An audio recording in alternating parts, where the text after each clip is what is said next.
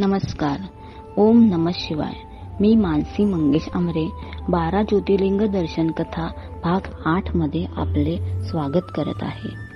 जगभरातील 12 ज्योतिर्लिंगापैकी 8वे ज्योतिर्लिंग असलेल्या औंढा नागनाथ येथील नागनाथाच्या मंदिराची महती सर्व दूर आहे. मंदिरावरील नक्षीकाम पाहिले तर बरंच काही सांगून जाते. येथे खूपच बारकाईने नक्षीकाम करण्यात आलेले आहे. एकूण 100 फूट उंची असून या मंदिराला कुठलाही पाया नाही हे विशेष आहे. मंदिराच्या पृष्ठभागावरच या मंदिराची रचना करण्यात आलेली आहे. तर मंदिराला असलेल्या 2 प्रकारच्या रंगरंगोटीवरून देखील या मंदिराचा इतिहास सांगितला जातोय. श्री नागनाथ यांचे मंदिर हे मागील 5000 वर्षापूर्वीचे असल्याचे सांगितले जाते.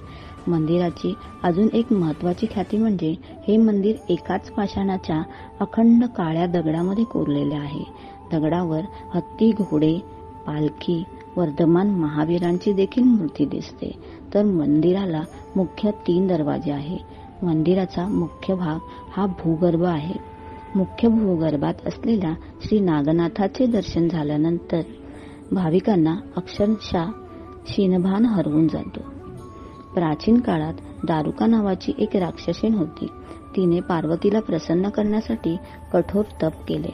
पार्वती तिच्या तपश्चर्येवर प्रसन्न झाली आणि तिला एक वन दिले. हे वन फार विचित्र होते, चमत्कारिक होते. दारुका जिथे जाईल तिथे ती तिच्या मागे जात असे. या वनात दारुका आपला पती दारुक सोबत राहत होती.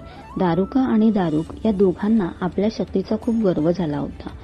हे दोघे सर्व लोकांचा अमानुषपणे छळ करत होते. अनेक ब्राह्मणांना यांनी ठार मारले होते. काही ब्राह्मणांना बंदी बनवले होते. बंदी केलेल्या ब्राह्मणांमधील एक ब्राह्मण शिवभक्त होता. कारागृहात तो शंकराची उपासना करू लागला. ही गोष्ट जेव्हा दारुक राक्षसाला समजली तेव्हा त्याने ब्राह्मण शिवभक्ताला ठार मारण्याची धमकी दिली आणि तेथून तो निघून गेला.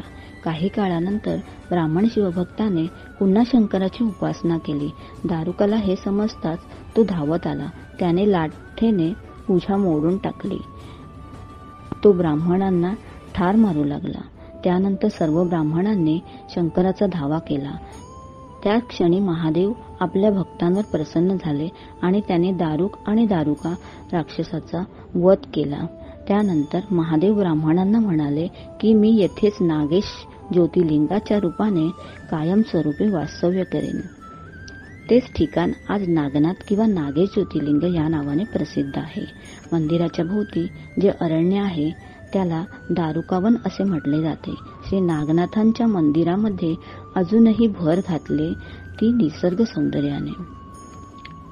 आजूबाजूने असलेल्या टेकड्या, उभारलेले नवीन पर्यटन स्थळ, तलाव यामुळे भाविक हे अक्षरशः मोहित होत.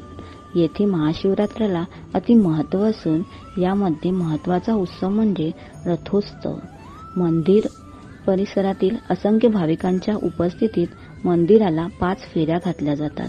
या मंदिरातील लक्ष वेधून घेणारी गोष्ट म्हणजे महादेवाच्या पिंडीसमोर नंदीची मूर्ती नाही. नंदिकेश्वराचे स्वतंत्र मंदिर बाजूला आहे. मंदिराच्या आवारात 12 ज्योतिर्लिंगांची छोटी छोटी मंदिरे आहेत. ओम नमः शिवाय.